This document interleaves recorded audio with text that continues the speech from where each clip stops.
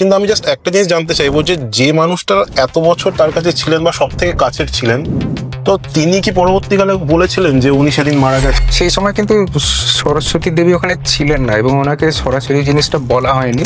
সেটা হচ্ছে যে ভগবানজির সঙ্গে একজন সাংবাদিক দেখা করতে এসেছিলেন আচ্ছা, এবং সেই সাংবাদিক যখন বলে যে আমি ওই পর্দাওয়ালে বাবার সঙ্গে দেখা করতে চাই, তখন মাতাজি তাকে তার ঠিকানা এবং তার সম্বন্ধে লিখে বাড়ি যেতে বলে এবং সন্ধ্যে 6টা বা এরকম সময় এসে ভগবানজির সঙ্গে দেখা করতে বলে। এবং তিনি ওই 6টার সময় বা ওই সময়টার একটু আগে দেখেন যে তার বাড়িতে একজন আইবির অফিসার গেছে। তিনি কি শুধুমাত্রই ওই রাজবংশের রাজপুরোহিতের মেয়ে, না তার সঙ্গে কোনো এজেন্সির ডাইরেক্ট কানেকশন? এক তো হচ্ছে ওনাকে ভারত সরকার ওনাকে ঘাঁটাতো না, দ্বিতীয়ত উনি কোথায় আছেন না আছেন এটা ভারত সরকারের কাছে একটা ইনফরমেশন থাকতো যে উনি কোথায় আছেন। আচ্ছা, এর পরের ঘটনাটা কিন্তু আমি বলতে পারবো না।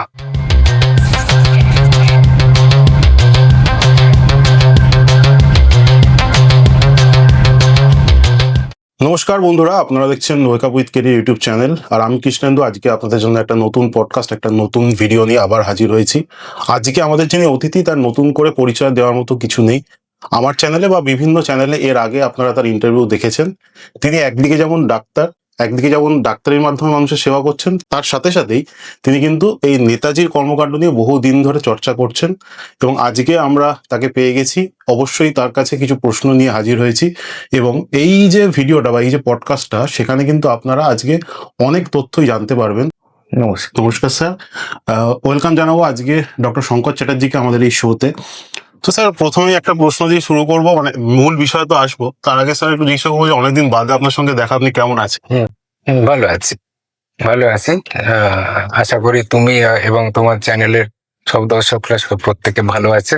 আচ্ছা স্যার, তো স্যার প্রথম এবং সরাসরি একটা প্রশ্ন করব যে ভগবানজির কর্মকাণ্ড যখন আমরা দেখি, তখন আমরা মানে বেশিরভাগ মানুষই একটা সিনেমা দেখে বা কিছু বই পড়ে তার সম্বন্ধে জানতে পেরেছেন। কিন্তু ভগবানজির যে নেপাল থেকে ভারতে আসা বা ভগবানজির অন্য দেশ থেকে ভারতবর্ষে যে প্রত্যাবর্তন, সেইটা নিয়ে কিন্তু অনেক মিথ আছে এবং এটা নিয়ে কিন্তু বিভিন্ন স্তরে বিভিন্ন গল্প আমরা শুনি। কিন্তু কোনটা ঠিক বা কোনটাকে আমরা অ্যাকসেপ্ট করবো না, সেটা নিয়ে কিন্তু একটা দ্বন্দ্ব চলে। তো স্যার, আমরা একটু আপনার কাছে জানতে চাইবো, কারণ আপনি এরকম অনেক মানুষের সান্নিধ্যে এসেছেন যারা ভগবানজির সঙ্গে সরাসরি দেখা করেছেন বিভিন্ন ভারতবর্ষের জায়গায়। তো তাদের কাছ থেকে বা বই পড়ে আপনি কি জেনেছেন যে এই ভগবানজির পথটা কি ছিল ভারতবর্ষে আসার? ভগবানজির পথ যেটা, সেটা মানে উনি যে প্রবেশ করেন ভারতে, ওটা তিব্বতের পথ দিয়ে উনি এসেছিলেন। এই কথাটা উঠে এসেছিল মুখার্জি কমিশনেতে। আচ্ছা, মুখার্জি কমিশনেতে রামকিশোর পান্ডা নন, আরেকজন খুব বয়স্ক যিনি এখন আর বেঁচে নেই, আমার নামটা এই মুহূর্তে মনে পড়ছে না। উনি যে মানে বিবরণটা দিয়েছিলেন, মানে তিব্বতের পথে উনি মানে নেপালে কিছুদিন ছিলেন এবং সেখানে নেপালের রাজপরিবারের উনি সদ্গুরু হিসেবে ওখানে ছিলেন এবং সেইখানে যোগাযোগ হয় ওই রাজ পুরোহিতের সঙ্গে, যিনি তার কন্যা, যাকে আমরা পরে পেয়েছি সরস্বতী দেবী। সরস্বতী দেবী উনি ভগবানজির সেবায় গোটা বাকি জীবনটা উনি মানে নিযুক্ত ছিলেন। সঙ্গে তার পুত্রও ছিল, পুত্র এখনো জীবিত আছে। পুত্রর নাম হচ্ছে রাজকুমার শুক্লা। তো আমরা সেইভাবে আমরা যদি দেখি, তো টাইমিংটা হচ্ছে 50s এর মাঝামাঝি কি তার একটু আগে, 53-55 এরকম সময়। এবং প্রথম যে জায়গাটাতে উনি ছিলেন যেটা জানা যায়, সেটা হচ্ছে লখনউয়ের কাছে শৃঙ্গারনগরে প্রথমে উনি উপস্থিত ছিলেন। তারপরে সেখান থেকে বিভিন্ন জায়গায় উনি যান, সীতাপুর, তারপরে নৈমিষে উনি পরে গেছিলেন। এবং কলকাতার সঙ্গে যোগাযোগ যেটা শুরু হয়, সেটা হচ্ছে 63 মানে 1962 শেষ দিকে বা 63 গোড়ার দিকে আচ্ছা। সেই সময় থেকে কলকাতার সঙ্গে যোগাযোগটা স্থাপিত হয়। তো এর মাঝখানে উনি কোথায় কোথায় গেছিলেন সেগুলো কিন্তু খুব সঠিক আমাদের কাছে জানা নেই। আচ্ছা, এবারে হচ্ছে আসার কথাটা, এই যাত্রাপথের এর বিবরণ কিন্তু আমাদের কাছে সঠিক একেবারে নেই, তবে কিছু কিছু মানে বিটস অ্যান্ড পিসেস থেকে আমরা এটাকে মানে পিস টুগেদার করেছি। সেটা হচ্ছে যে উনি এসছিলেন এবং খুব বিপদসংকুল রাস্তা পার হয়ে এসছিলেন। জায়গায় জায়গায় গ্লেশিয়ার ছিল, এই গ্লেশিয়ার পার হয়ে এসছেন। পাতলা যেখানে বরফের স্তর রয়েছে সেই রকম জায়গা দিয়ে যেখানে বুকে হেঁটে পার হতে হয়, কারণ দাঁড়ালে মানে সোজা উঠে দাঁড়ালে যে গোটা বডি ওয়েটটা পড়লে বরফ ভেঙে যেতে পারে। তো এই রকম জায়গা দিয়ে উনি পার হয়ে এসেছিলেন। আচ্ছা। তো এইভাবে উনি এসেছিলেন এবং সঙ্গে আরো কিছু মানে আরো কেউ সঙ্গী সাথীও ছিল। তো এটা নিয়ে বিতর্ক আছে অনেক। ওনার ফাইজাবাদেতে ওনার যে উনি যেখানে থাকতেন রাম ভবন, সেখান থেকে একটা ম্যাপ পাওয়া গেছিল। সেই ম্যাপেতে ছবি আঁকা রয়েছে এবং সেই ছবিগুলো তখনকার যে জায়গা, এখন অনেক অনেক নাম বিভিন্ন নামকরণ হয়ে গেছে, কিন্তু তখনকার নামকরণ অনুযায়ী এবং কোঅর্ডিনেটস অনুযায়ী জায়গাগুলো যথেষ্ট অ্যাকিউরেটলি সেখানে দেখানো হয়েছে। এবং সেই যে রাস্তাটা আছে সেটা অনেক জায়গাতে উনি যেভাবে এসছেন সেখানে অ্যারো দিয়ে দিয়ে মার্ক করা রয়েছে। তো এইভাবে বিভিন্ন জায়গা থেকে ইনফরমেশন কালেক্ট করে একটা অনুমান তৈরি করা হয়েছে। তো গোটাটাই অনুমান সাপেক্ষ ব্যাপার যে এইরকম সময় উনি 53 কি 55 এরকম সময় উনি নেপালে প্রবেশ করেন, নেপাল থেকে আবার ভারতে আসেন, নিয়ে ইউপিতে বিভিন্ন জায়গায় উনি বাকি মানে পরের 3 দশক উনি ইউপিতেই ছিলেন। তো স্যার এই যে মানে নেপালের যে কথাটা বলছেন, হ্যাঁ নেপাল, হ্যাঁ হ্যাঁ, তো স্যার এই নেপালের রাজ পরিবারের সঙ্গে ওনার সম্পর্কটা একটা শোনা যায় যে উনি হ্যাঁ রাজ পরিবারের রাজগুরু ছিলেন। হ্যাঁ। তো এই স্যার সম্পর্ক মানে এই কানেকশনটা নিয়ে কি বিষয়ে কি বিশদভাবে কিছুই জানা নেই এবং এটা এইভাবে অ্যাসোসিয়েট করা হয়েছে কারণ রাজপুরোহিতের কন্যা ওনার সঙ্গে উনি চলে এসেছিলেন, সুতরাং যোগাযোগটা ওই এতে নেপালেতেই হয়েছিল। এবং মানে এটা মোটামুটি কনফার্ম, মানে এর থেকেই আমরা মানে কনফার্মড হয়েছি যে নেপালেতে উনি ছিলেন কিছুদিন এবং সেখানে রাজ পরিবারের উনি সদ্গুরু হিসেবে ছিলেন। আচ্ছা। তো স্যার আপনি এই সরস্বতী দেবীর কথা যার কথা বলছেন, তো এই সরস্বতী দেবীর মানে অনেকটা সময় ভগবানজির সঙ্গে থেকেছেন, ভগবানজির দেখাশোনা বলতে উনিই করতেন, সবটাই উনি করতেন। তো স্যার যখন 1985 যে বিতর্কটা আছে যে উনি মারা গেছেন কি যাননি, হ্যাঁ আমি বিশদে যাচ্ছি না, কিন্তু আমি জাস্ট একটা জিনিস জানতে চাইবো যে মানুষটা এত বছর তার কাছে ছিলেন বা সব থেকে কাছের ছিলেন, তো তিনি কি পরবর্তীকালে বলেছিলেন যে উনি সেদিন মারা গেছেন? হ্যাঁ উনি তো বলেছেন, যে উনি সেদিন ওনার মৃত্যু হয়েছে এবং ওনার একটা ভিডিও রয়েছে, উনি আছেন সেখানে, রাজকুমার রয়েছে, তারা ইন্টারভিউতে এই কথা বলেছে। এবার ব্যাপার হলো রাত্রিবেলা সেদিন 16 তারিখে রাত্রিবেলা, এটা সম্ভবত 10টা রাত্রিবেলা এরকম সময় ভগবানজিকে বলা হয় যে ভগবানজি ওই সময় দেহ রেখেছেন। সেই সময় কিন্তু সরস্বতী দেবী ওখানে ছিলেন না এবং ওনাকে সরাসরি জিনিসটা বলা হয়নি, বলা হয় বোধহয় পরের দিন। আর রাজকুমার শুক্লাও সেখানে ছিল না, রাজকুমার শুক্লা অন্য জায়গা থেকে খবর পেয়ে পরের দিন সকালবেলা এসে পৌঁছে। আচ্ছা। এর পরের ঘটনাটা কিন্তু আমি বলতে পারবো না, পরের ঘটনাটা বলতে পারবো না বলে মানে বলতে যে ওনার মুখ কেউ দেখেছে কিনা এ নিয়ে অনেক বিতর্ক রয়েছে। কেউ বলছেন দেখেছি, কেউ বলছে দেখিনি। জাস্টিস মুখার্জি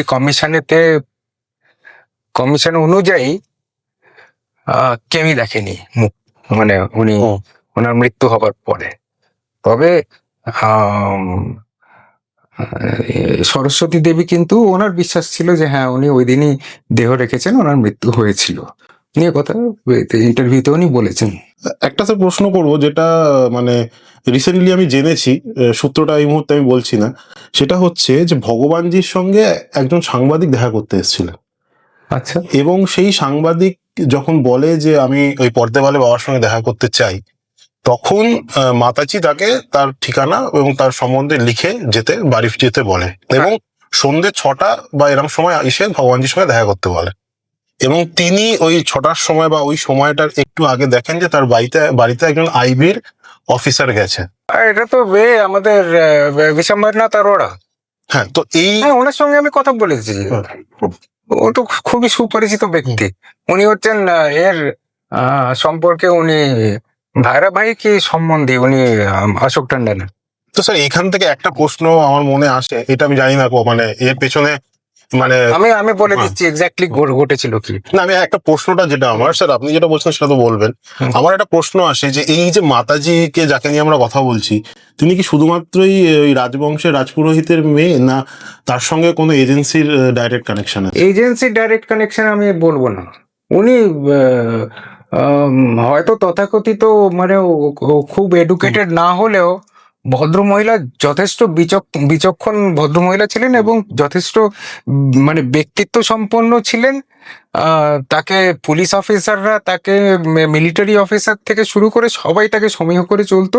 উনি কারোর তোয়াক্কা করতেন না এবং উনি মানে খুব মানে অ্যাগ্রেসিভলি ভগবানজির মানে সিকিউরিটি উনি দেখতেন, উনি কাউকে ঘেঁষতে দিতেন না ইনফ্যাক্ট। তো সেই জন্যই আর কি এই সন্দেহটা জাগছে যে তাহলে কি তিনি কোনো মানে এজেন্সির কেউ ছিলেন? আমার মানে এটা আমার প্রশ্ন আর কি। আমার মনে হয় না, কারণ উনি এসছেন ভগবানজির সঙ্গে হুম, নেপাল থেকে। হুম। ও কোনো এজেন্সি তাকে প্ল্যান্ট করে নিজের সঙ্গে করে এটা আমার মানে বিশ্বাস হুম, করাটা না হজম করাটা একটু মানে ডিফিকাল্ট। আচ্ছা স্যার, তাহলে এবার ওই দিন কি ঘটনাটা হয়েছিল? হ্যাঁ, সেদিন এক্স্যাক্টলি যে ঘটনাটা ঘটেছিল সেটা হচ্ছে যে ইনি আমাদের বিশ্বম্বরনাথ অরোরাজি, উনি জানতে পেরেছিলেন যে এখানে একজন সন্ন্যাসী থাকেন, তিনি কারোর সঙ্গে দেখা করেন না, কিন্তু অসম্ভব ব্যক্তিত্ব সম্পন্ন লোক, মানে প্রখর জ্ঞানী এবং অনেক কিছু মানে যেখানে রটে গেছিল যে উনি হয়তো সুভাষচন্দ্র বোস, এই ব্যাপারটা নিয়ে তাকে নিয়ে বেশ মানে একেবারে মানে হুলস্থুল একটা চাপা হুলস্থুল একটা পড়ে গেছিল, চাপা গুঞ্জন পড়ে গেছিল। তো উনি ঠিক করেছিলেন গিয়ে দর্শন করব। তো গেছেন উনি দেখা করতে একদিন। গিয়ে উনি বলেছেন যে ওখানে যে সরস্বতী দেবী যথারীতি উনি সরস্বতী দেবীর সামনে পড়ে গেছেন। উনি বলেছেন এখন টোকা চলবে না, উনি এখন সাধনারত অবস্থায় আছেন। আপনি এই লিখে দিন, স্লিপ লিখে দিন।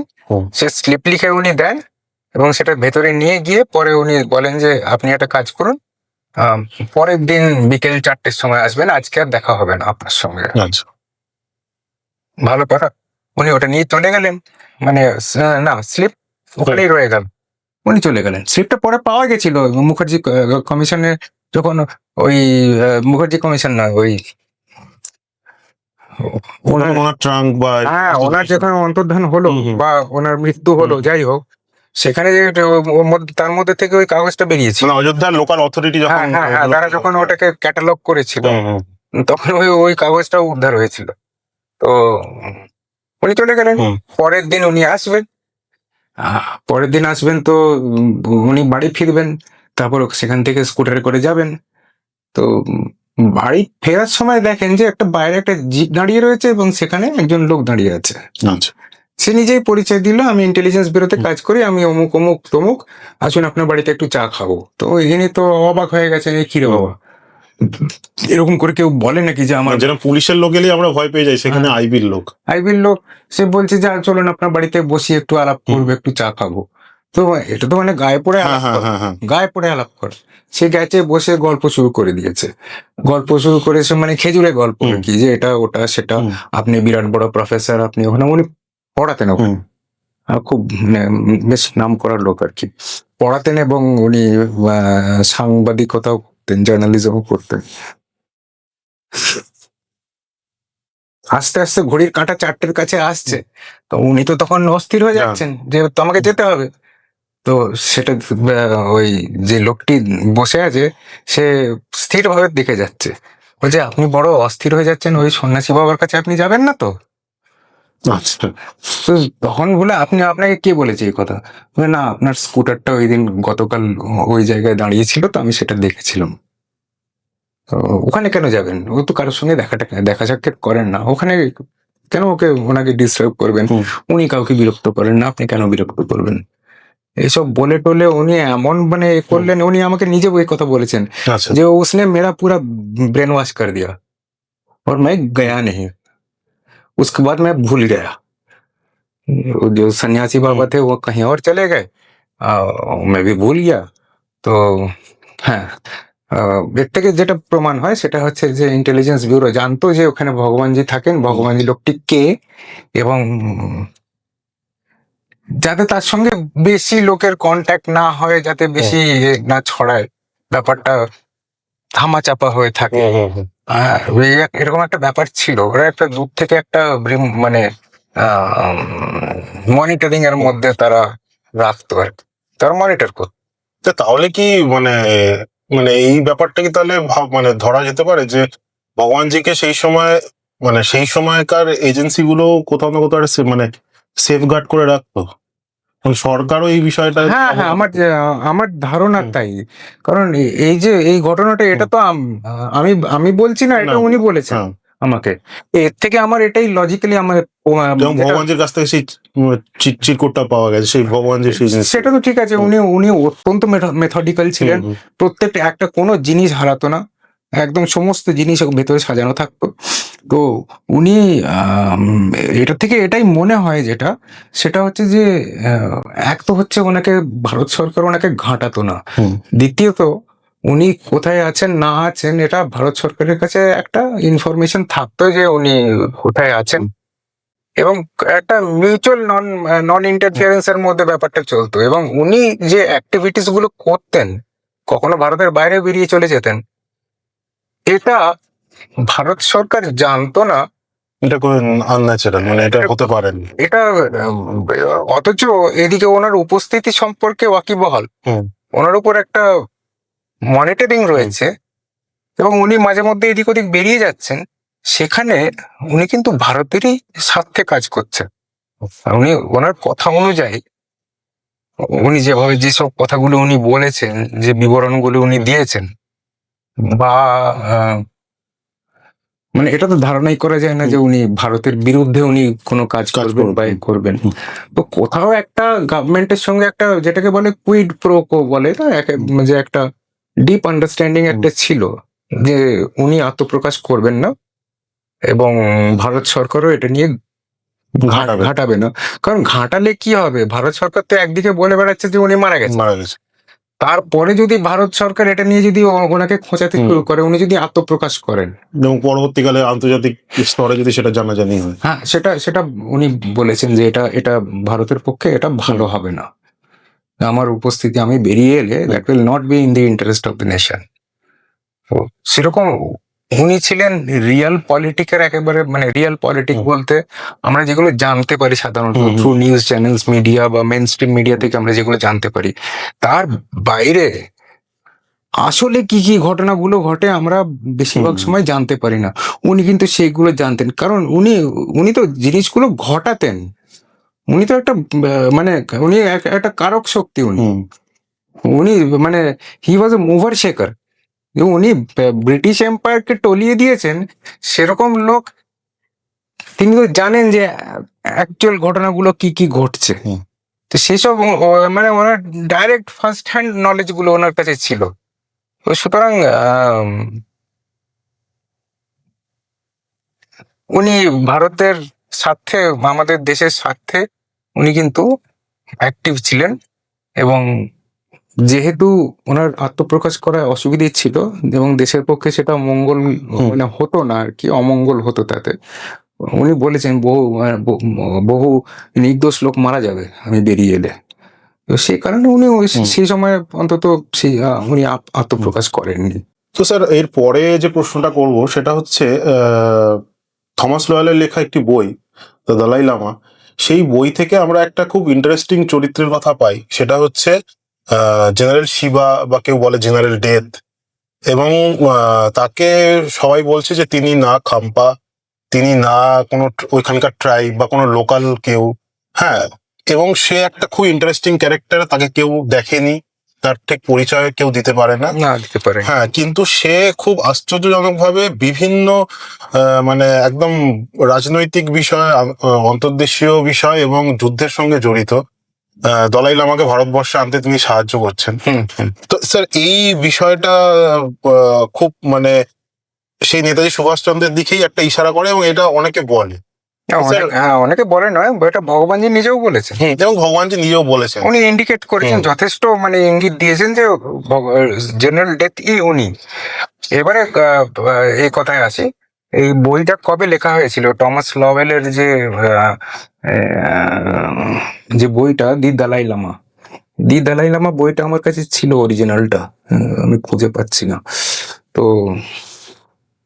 সেটা 1961-এ পাবলিশ হয়েছিল। হ্যাঁ, 1961-এ বইটা পাবলিশ হয়েছিল। তো আর এই যে খাম্পা যে রিভোল্টটা হয়েছিল, এটা খুব সম্ভবত 1957-এতে, 1957-এ। আর ইন্ডিয়াতে এটা ব্যান হয়ে গেছিল বইটা। এটা খুব মানে সিগনিফিক্যান্ট ব্যাপার। আর দুটো কপি এই বইয়ে কোথাও থেকে এনারা জয়শ্রীর এরা জোগাড় করেছিলেন, এবং তার মধ্যে একটা কপি উনি দিয়েছিলেন একে, না দুটো কপি বোধহয় ভগবানজির কাছে গেছিল। তার মধ্যে একটাতে উনি বোধহয় কিছু কমেন্টস ইত্যাদি করে, না উনি দুটোই ফেরত দিয়েছিলেন। তার মধ্যে একটা কপি ছিল সুনীল দাসের কাছে। আচ্ছা। এবং তার সঙ্গে ওই কিছু উনি একটা ওই সসের দিয়েছিলেন, এক গেরুয়া কাপড়ে মুড়ে, ওটা উনি লীলা রায়কে দিয়েছিলেন। এবং তার সঙ্গে একটা কপি বইয়ে ছিল, তাতে ওনার কমেন্টগুলো ছিল ওই দি দালাই লামা। আশ্চর্য ব্যাপার হচ্ছে, এই এতে টালিগঞ্জের বাড়ি, টালিগঞ্জে ওটা হচ্ছে, জায়গাটা হচ্ছে কোথায়, ওই এটা বলো, ওই টালিগঞ্জে নেতাজি সুভাষ রোডটা সোজা চলে গেছে, ওখানে তোমার নাকতলা, খুব সম্ভবত নাকতলাতে। হ্যাঁ, নাকতলাতে ওই যে ওনার যে বাড়ি ছিল, সেখানে একটা চুরি হয়। চোর ঢুকে এমার্জেন্সির সময়, আচ্ছা, চোর ঢুকে শুধু ওই শসার এবং ওই বইটা নিয়ে চলে যায়, তোমার কিচ্ছু নেয় না। চোর বই পড়ে কি করবে, একটা কাপ নিয়ে কি করবে? চুরি করে তাহলে টাকা পয়সা গয়নাগাটি চুরি করবে, সেসব না করে। এটা কার বাড়িতে এই চুরিটা হয়েছে? এটা সুনীল দাসের বাড়িতে, বাড়ির থেকে মানে এই চুরিটা হয়েছিল। তো ভগবানজি আগে বইটা দিয়েছিল। হ্যাঁ, তো ভগবানজির কমেন্ট লেখা বইটাই চুরি হয়। আচ্ছা, তো চোর জানতো কি নিতে হবে, তাই না? ওটার উপর নজর ছিল। এটা একটা ঘটনা। ভগবানজি হিন্ট দিয়েছেন যে তোমরাই বলো তাহলে, যে জেনারেল শিবা কে ছিল? General Shiva, general death. আচ্ছা, এই উনি আবার এক জায়গায় বলেছেন যে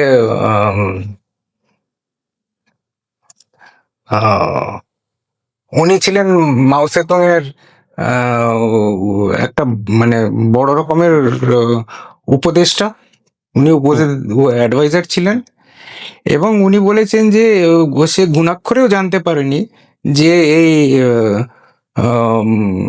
উপদেশটাই একটার পর একটা রিভোল্ট ঘটাচ্ছে।